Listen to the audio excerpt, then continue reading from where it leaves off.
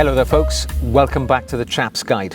My name is Ash and I am your host on this journey through men's style, self-development and personal grooming. Now I'm here to help you on your journey to Chap Nirvana, and one of the ways I can do that is to answer your questions. And many people write to me in the comments and send me emails, and every so often I gather them up and I do a Q&A video just like this. So I'm going to dive right in and answer these questions, and I'm not even sure what they are, but this is all going to be off cuff. So first question comes from Colin. Now Colin tells me that he is a YouTuber, has a gaming channel, and he's got to a point where he's about to buy himself a watch to mark a significant milestone in his YouTube journey.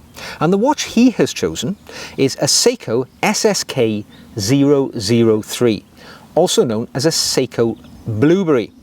Wow, what a fantastic decision, sir. His question is, if you were to buy yourself a watch to mark a milestone in the Chap's Guide channel, what would it be and why? Well, first of all, let me congratulate you on an excellent choice.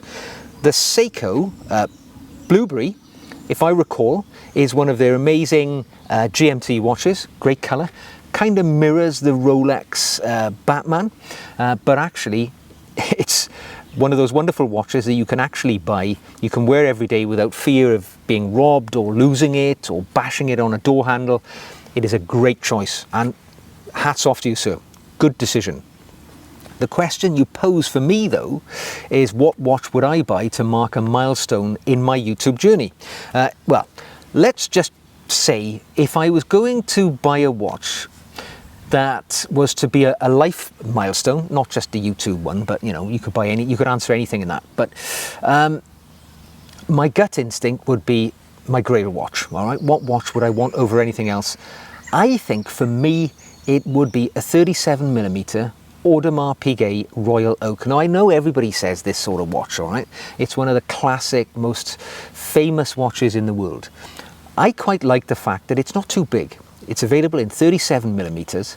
I also like the fact that it is somewhat industrial. It is somewhat minimalist. I would be quite happy to have a time-only version, so they're quite slim in profile as well.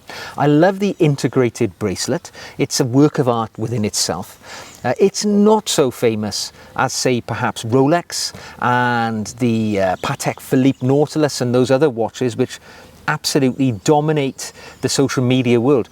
I like the AP Royal Oak, and one of the reasons I like it is because I did a video a while ago in which I complimented the style of His Royal Highness Prince Michael of Kent, and I made reference to the fact that he wore a Royal Oak for a huge portion of his life, decades and decades. It was his watch of choice, and everything you ever see the man wearing, he's got that Royal Oak. And when I did that research for that video, I realised how much I was really attracted to the watch.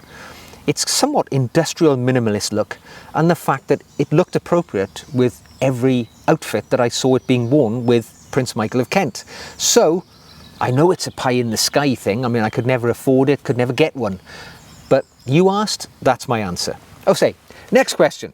This comes from Ian, who says, I've recently completed a wardrobe audit, good choice, sir, and I'm evolving towards a more age-appropriate look, primarily based around sale time clothing and good quality pre-owned or new old stock shoes and ties.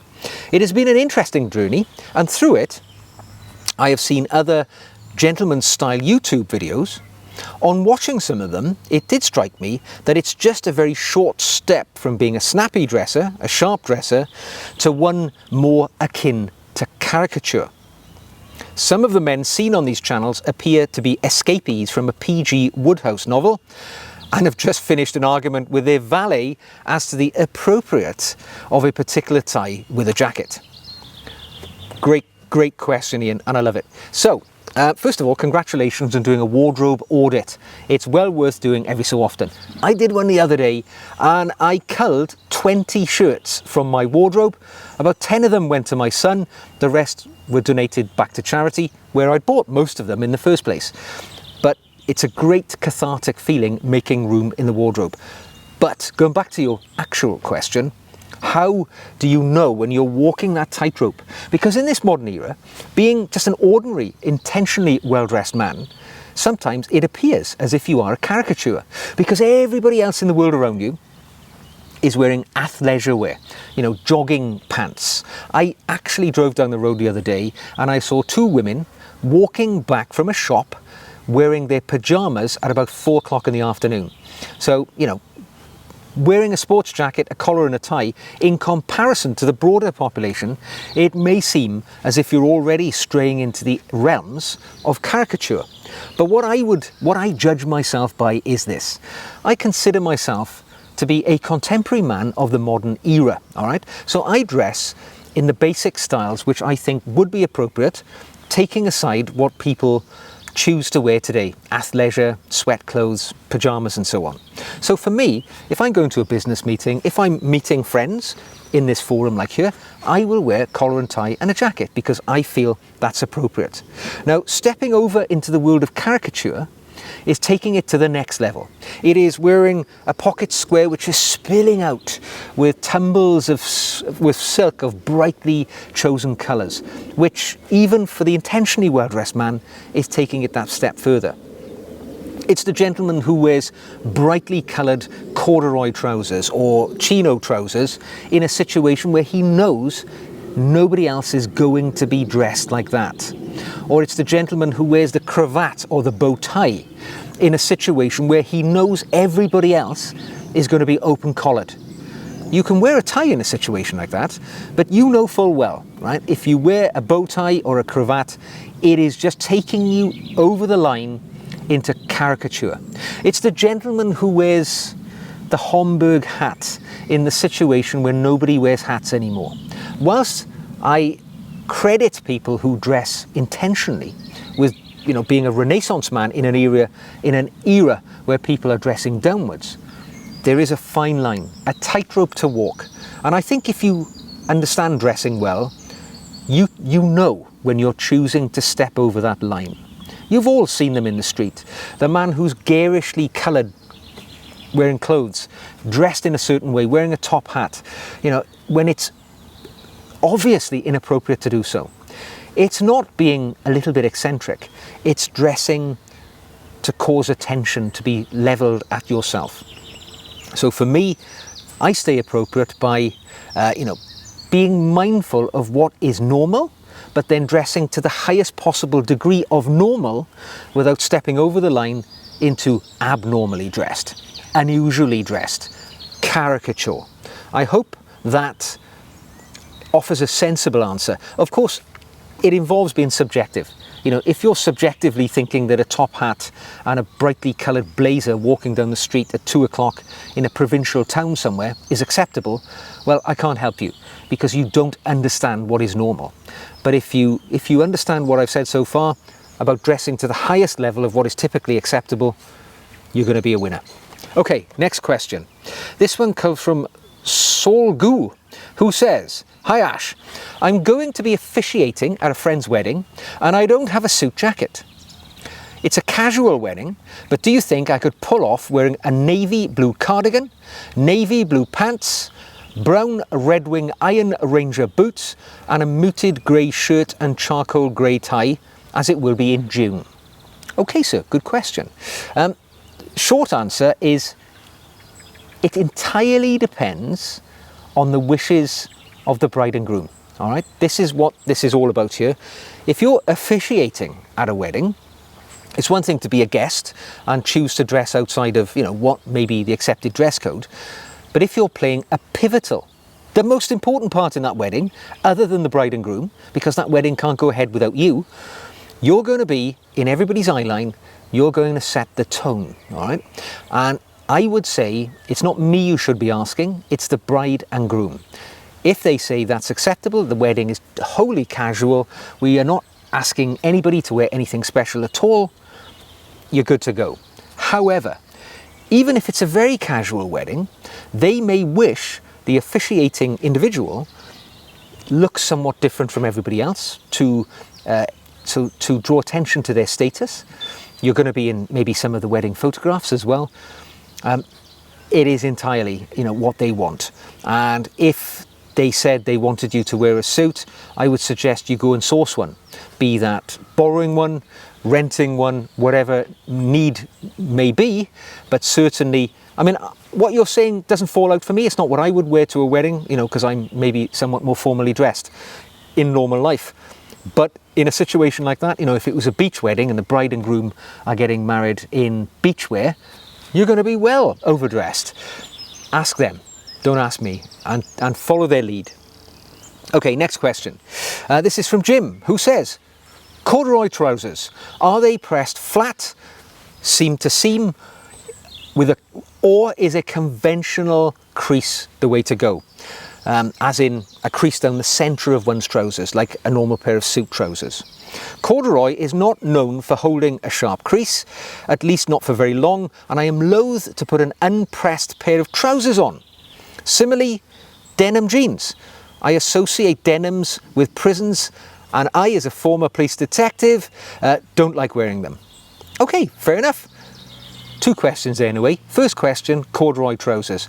Typically, sir, they are pressed flat from seam to seam, not with a crease down the middle. And the reason for that, as you've said, is quite obvious. Those thick lines, and it does depend on the corduroy. Obviously, you can have very fine corduroy, you can have very thick corduroy, and those stripes running down corduroy, they're called wales, all right? So the wales of the corduroy, which run down from top to bottom. If you've got quite thick corduroy, and you try and press them to a crease in the front or in the centre of the trouser leg, it's not going to hold that crease. It's not even going to be noticeable because of those linear lines running down the front of the trouser which draw the eye. So for my mind, you always press corduroy flat, seam to seam, all right? Flat across the trouser, not with a crease down the middle. That's answered your question. In the same way as you would press chino trousers or denim jeans, all right? Simple way to remember is, when you buy a pair of trousers, if they come with a crease in the middle, they're meant to have a crease in the middle. If they come flat, when you've purchased them brand new, they're meant to be ironed flat from that point forward. Follow that rule, you won't go far wrong. Jeans. I get your point. You've worked in law enforcement, and wearing denims puts you in mind of the people that you headed off in that direction in your professional career. I would agree. I mean, denims for me, I'm a man of a certain age. I stopped wearing denim jeans when I was about 40 to 45. I'm 54 now. It's been a long time since I've worn jeans. I do wear them when I'm working out and about on the land, but I certainly don't wear them when I'm trying to cut a dash, so to dress smartly. So I know it's different in the modern era, and people consider jeans in this era to be smart trousers. Of course, if you're used to wearing sweatpants, jeans do seem quite fancy, but in truth, they are not. And do not mistake jeans for trousers. They're workwear, they're streetwear, they are not formal clothes. Don't think that they are for 1 minute. Now, my final question comes from Marcus, who says, Ash, I don't follow your logic. You go to great lengths to buy shoes and shirts at cut down prices, but then you spend £5,000 and upwards on a watch. I don't get it. That's a really good question, actually, Marcus. And I've had that many times from people in the past.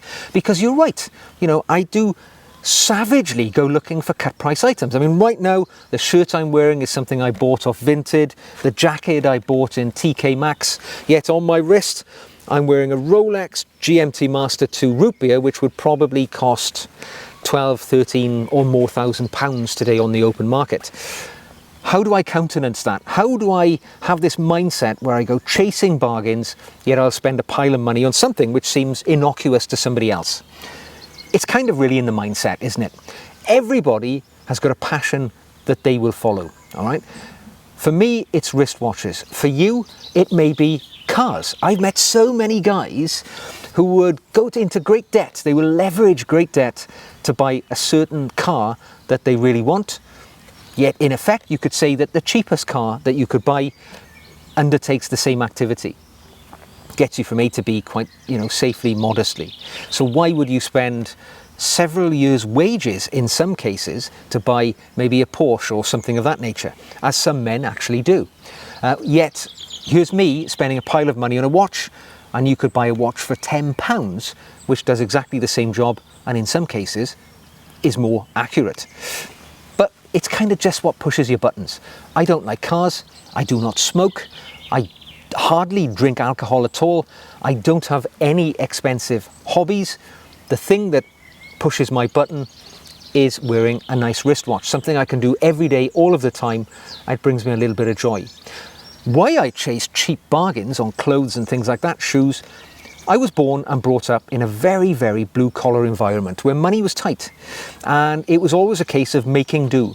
And there's a certain satisfaction for me in achieving quite a polished, some might say high-end look for beans, for peanuts, right? For me, that is victory. It is success. Being able to look really good and have spent only £5 or £10 on my outfit gives me a sort of cathartic experience, knowing that I kind of won. And I will continue to chase bargains, but I also will occasionally splash out and buy an item which brings me untold joy. I'm sure you've got something which you invest money in, which is your little thing which pushes your button. Wristwatches is just mine, and because I save money by buying things cheaply in other routes, that's how it allows me to make those very rare, very considered purchases on something like a wristwatch. That's just my answer anyway. So there we go, folks. Questions done, answers received. I hope you've enjoyed today's video. If you have, give it a thumbs up. If you'd like to see more, click subscribe. Don't forget, I'm here to answer your questions. Throw them in the comment section, or even better, drop me an email. Tell me what you'd like me to help you with and give my observations on. It's my pleasure. If you'd like to support the channel, you could buy me a coffee, or you could even become a patron. I make extra videos for my patron each and every week, and we've got a bit of a dialogue going on over there on the Patreon channel, and you will find the links to all of those things in the show notes below. So until the next time, take care, look sharp, and I'll see you again very soon.